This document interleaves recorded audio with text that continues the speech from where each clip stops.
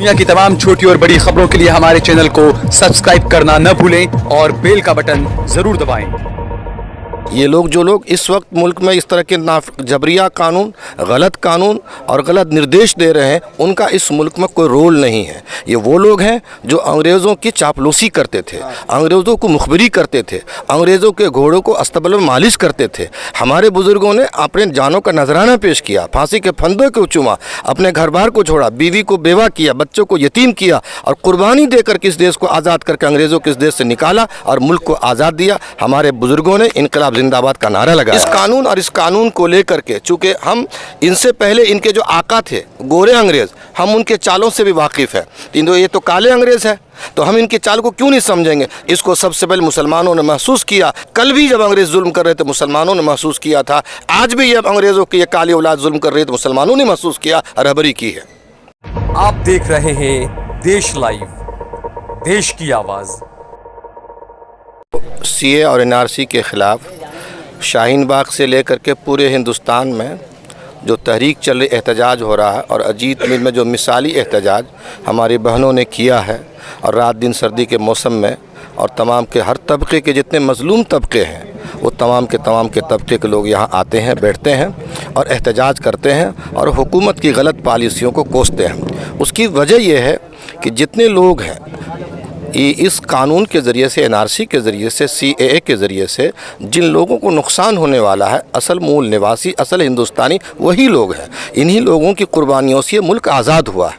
ये लोग जो लोग इस वक्त मुल्क में इस तरह के जबरिया कानून, गलत कानून और गलत निर्देश दे रहे हैं, उनका इस मुल्क में कोई रोल नहीं है। ये वो लोग हैं जो अंग्रेज़ों की चापलूसी करते थे, अंग्रेज़ों को मुखबिरी करते थे, अंग्रेज़ों के घोड़ों को अस्तबल में मालिश करते थे। हमारे बुज़ुर्गों ने अपने जानों का नजराना पेश किया, फांसी के फंदों को चूमा, अपने घर बार को छोड़ा, बीवी को बेवा किया, बच्चों को यतीम किया और कुर्बानी देकर किस देश को आज़ाद करके अंग्रेज़ों के इस देश से निकाला और मुल्क को आज़ाद दिया। हमारे बुज़ुर्गों ने इनकलाब जिंदाबाद का नारा लगाया। हमारे बुज़ुर्गों ने क्विट इंडिया का, अंग्रेज़ भारत छोड़ो का नारा लगाया, मुकम्मल आज़ादी की तहरीक चलाई, अदम तशद्दुद का नारा लगाया, अदम एतमाद का नारा लगाया। ये सारी चीज़ें हमारे बुज़ुर्गों ने लगा। इसलिए अगर मुल्क का कोई नुकसान होता है, मुल्क में बसने वाले किसी भी इंसान का, भारतीय का नुकसान होता है, तो उससे हमको तकलीफ़ होती है। इसलिए यहाँ के हमारे अजीत मिल और अहमदाबाद के इंसाफ पसंद हिंदू भी, इंसाफ पसंद मुसलमान भी, हर तबके के, मजलूम तबके के लोग आकर के बताते हैं कि जो कुछ हो रहा वो गलत हो रहा।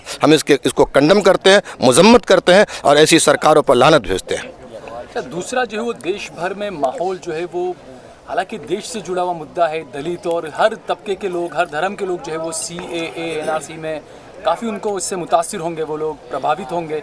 लेकिन कहीं ना कहीं सीधे तौर पर मुसलमानों को पॉइंट आउट किया जा रहा है। अमित शाह, नरेंद्र मोदी, बीजेपी अपनी हर रैली में जो वो सीधे तौर पर मुसलमान और पाकिस्तान को कनेक्ट करके बात कर रहे हैं।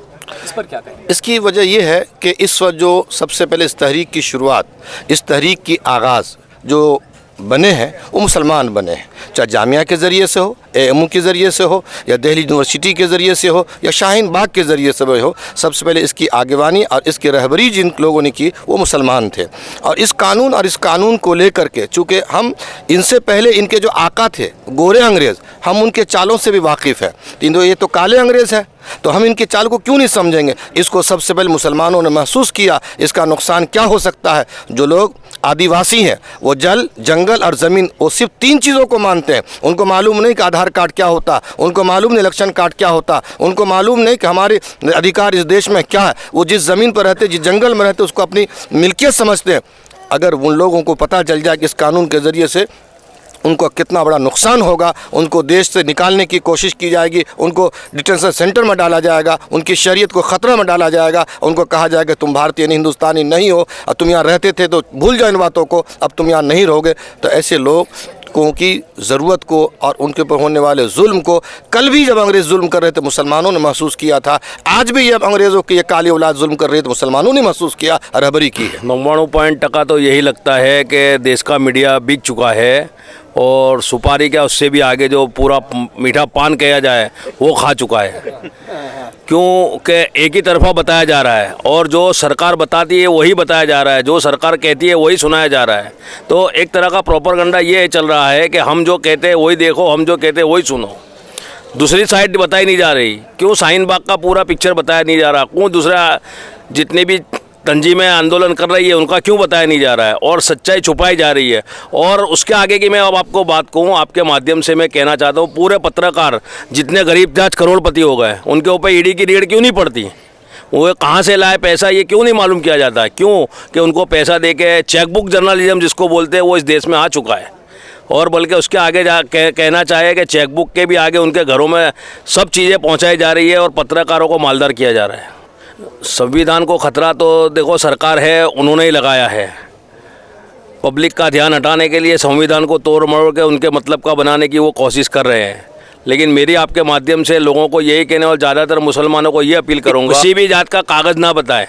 अगर आपकी जनगणना में हम 30 करोड़ है तो 30 करोड़ को एक साथ रख दो, जहाँ भेजना भेज दो। लेकिन 30 करोड़ में से 5 लाख भी अलग निकलेंगे तो उनके लिए डिटेंशन सेंटर और उनके लिए कोई भी कानून बनाया जाएगा।